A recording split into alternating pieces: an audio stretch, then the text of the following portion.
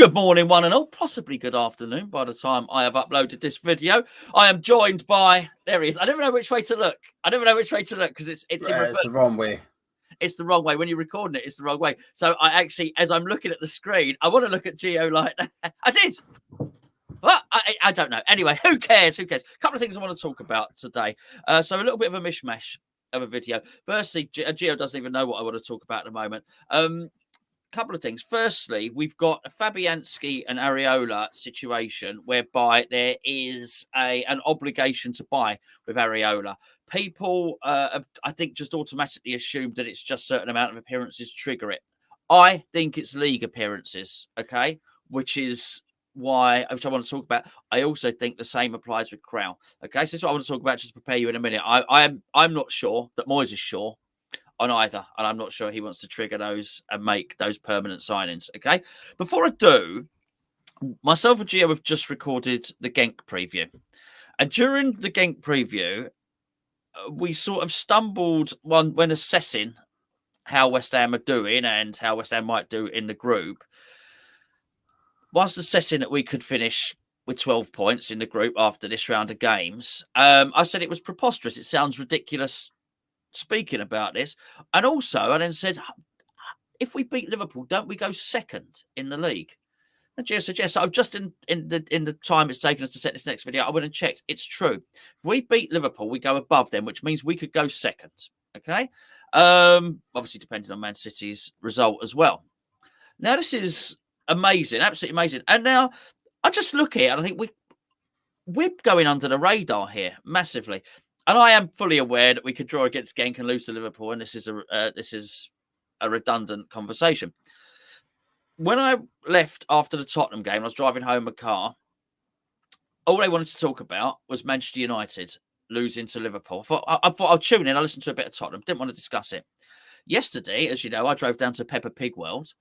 I thought West Ham have won on the Sunday, 4-1. I'll put on the radio and I will listen to us talk to them talking about West Ham being in the top four. No, Tottenham, Nuno, Conte. And then Jim White turned around and he said, oh, well, don't worry, we're not going to be talking about Tottenham all day. For the remainder of the show afterwards, we'll be talking about Man United. It drives me round a twist, Gio. It drives me round a twist. I just don't think we're getting any love at all, quite frankly. I like it. I like the fact that we're getting no love because it's not love, it's drama. They're not talking about Tottenham because they're doing well. They're talking about Tottenham because things are going tits up and it's full of drama. They're talking about Man United because it's going tits up, it's full of drama. So the fact they're not talking about West Ham means everything is going right. And I like being away from the mainstream media at the minute because we've been in it for the last few years for drama. We've been in it for the stadium, the owners, managers being sacked, players not playing well, Markovic is kicking off, whatever. There's been plenty of episodes that you can make a really good series out of. I'm just being glad that Amazon haven't been doing an all or nothing West Ham over the last few years because it would have been bloody good to watch as a neutral. As a West Ham fan, I've watched it from behind the sofa. But now things are just going well for us. Everything's going well. There's nothing. Even there's someone away to pay 125 million for 27% of West Ham. The media aren't even that arsed about it. Even that's not good enough to talk about for us at the minute. 125 million. Do you know why? Because there's not enough drama in there. They've looked at him. He's almost squeaky clean. They thought, well, this is boring, isn't it? Someone that looks like a decent chap is paying a reasonable fee for a decent club in London. And what? Let's just pick on the Newcastle owners. We'll have a pop at them.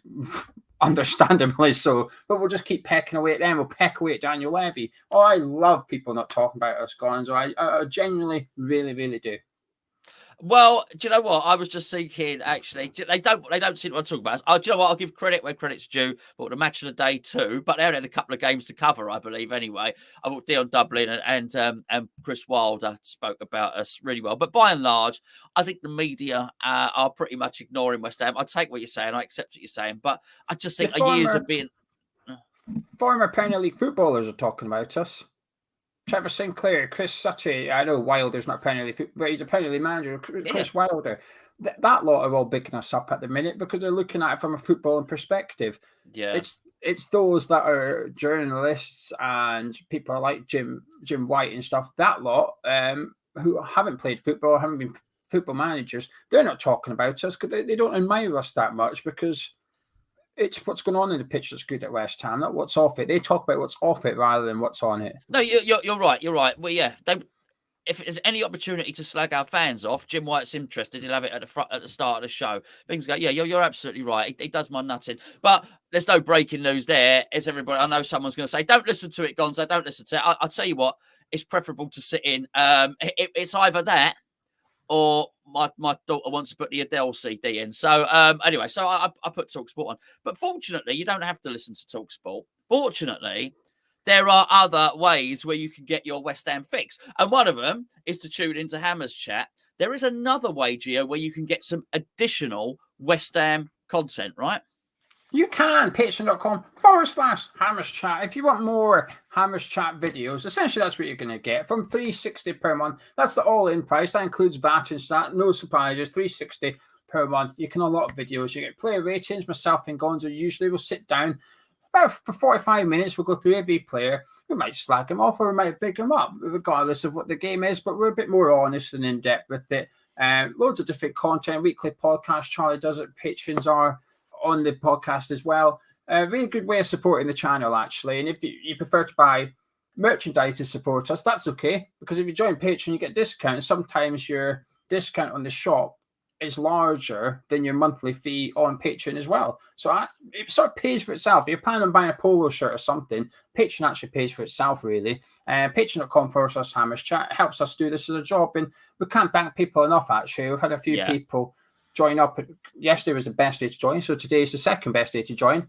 Had a few people join up yesterday, and it generally means the world to us. Me and Gonzo, believe it or not, we don't message each other that much, do we? Because we do these videos and we chat every day, so we don't mess each other. But last night, we couldn't believe the support we're getting. We're proper buzzing about us, buzzing about it. And it's almost like, do you know how you guys feel from West Ham win? We get that whenever someone joins Patreon. We think, come on, this is good. Get in. Well, yeah, and we are chuffed and we're thrilled, and we have had such amazing support as well.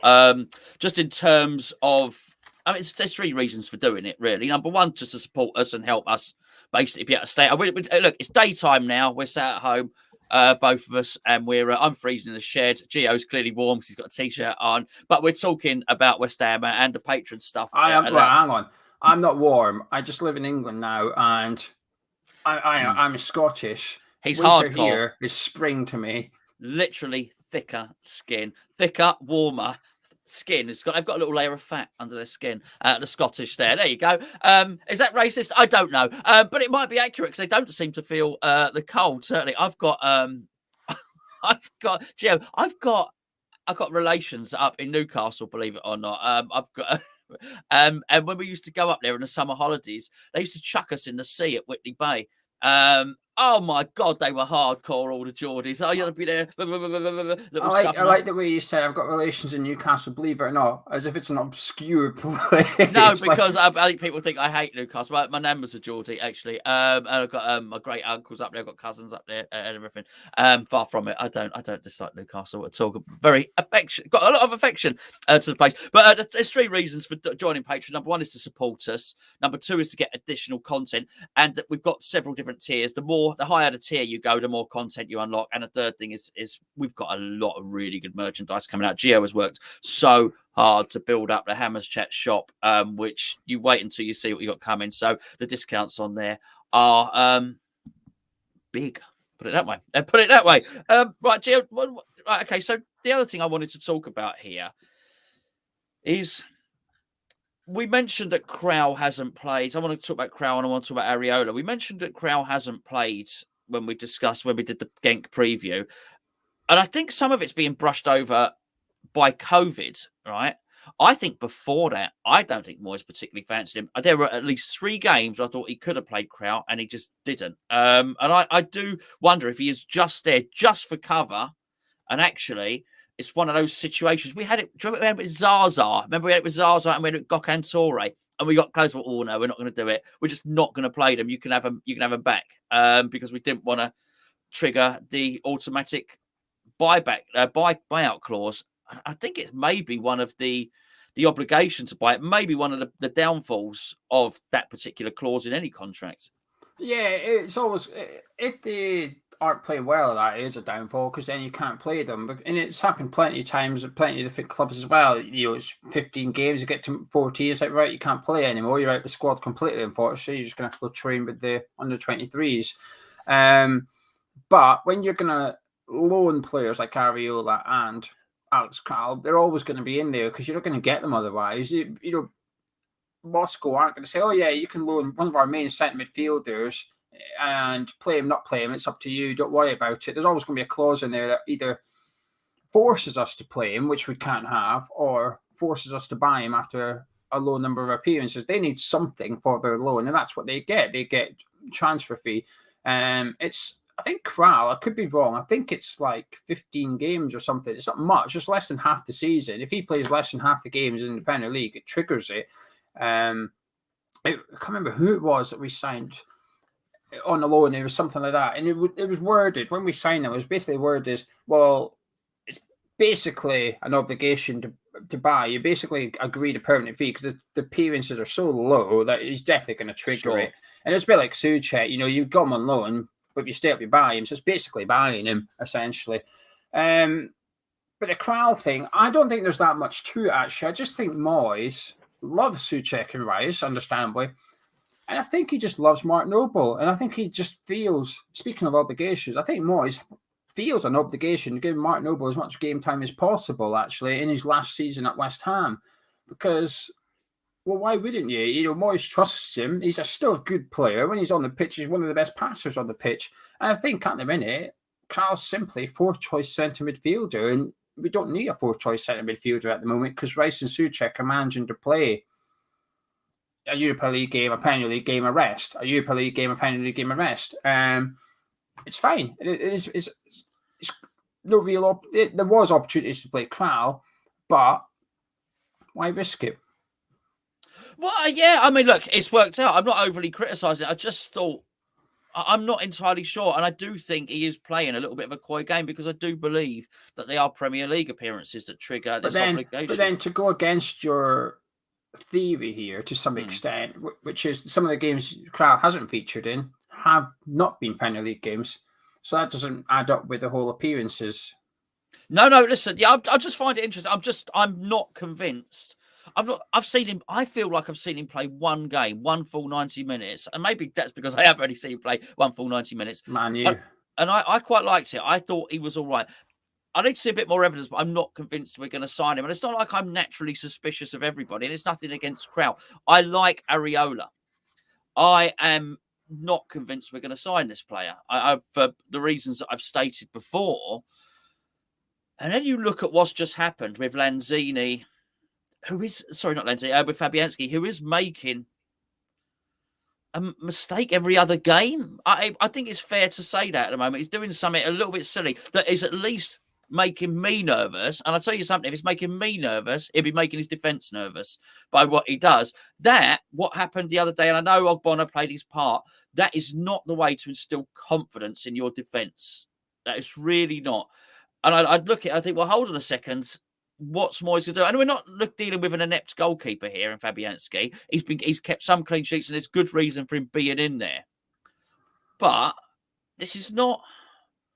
It's not like we've got Man United's second choice goalkeeper. It's not like when Henderson went on loan to Sheffield United. It's not like that. We've gone and got a goalkeeper of Paris Saint-Germain who's 28 years of age, and we're paying the guy over £100,000 a week. You just think, what's going on? I'm just not convinced. Do you think there's anything in it? Do you think he'll play against Liverpool, for instance? I know it's a different thing. Do you think? No, because I think Fabianski redeemed himself later on in the game with that save from Ollie Watkins' header. And I think when we played Tottenham, you know, you talk about the things that make your defence nervous. When Fabianski came out and caught that cross at the end, that would have given his defence confidence as well. And I think it's just Fabianski's, funny enough, Fabianski's one of the quieter players of the squad, I think. You know, he's not too animated, doesn't get involved too much. Very quiet, very professional. He comes across like the perfect man as well as a perfect goalkeeper. Sure. And last night, Thomas Suchek put up a little video. He was at that salt-based restaurant, that geezer's restaurant. Oh, what's he doing? I don't know. I But don't want to anyway. eat it now because the salt's come off your elbow. I don't know where your elbow's been. Excuse me. Can I have a proper steak? Basically, it does have your dead skin on it, please. Anyway, Souček videoed the guy chopping up his steak, knocking it down or whatever. And Fabianski replied, going, "What? No potato salad? Or where's the potato salad or something?" It was a funny joke for Fabian. And I just thought you don't often see little glimpses of that. And it just makes you think that actually behind closed doors, maybe Fabianski is quite a big, loud character and stuff. The Areola one, I'm not suspicious about at all. I think there's, in an ideal world, there's a succession plan there, which is come May, Areola is the number one goalkeeper. That's that. And I just think at the minute, he's not done enough to lose his place, Fabianski. I think whenever he makes an error or he has a poor-ish game, the next game he follows up with a really good one. And we are keeping clean sheets. So it's hard. How can you drop a goalkeeper after a clean sheet? And I'm aware we conceded one against Aston Villa. We kept one against Spurs. We kept one against Everton. It's difficult to drop him. The Alex Kral one I am a bit suspicious about because we were heavily linked with him at the end of last season. Moyes would have had a look at him and at the Euros. I know you can't judge him on the Euros. I'm the first person to say you can't do that. But Moyes would have seen him live for Czech Republic in the Euros. He was there working. And for whatever reason, Moyes has decided, I don't want to buy this guy. I don't want to spend my money on Alex Kral. We got him on deadline day. I think we've got him because there was an opportunity there to loan him. Had Alex Kral not been available for loan, I don't think we'd ever see him at West Ham United, ever. I think Moyes decided, I don't want him.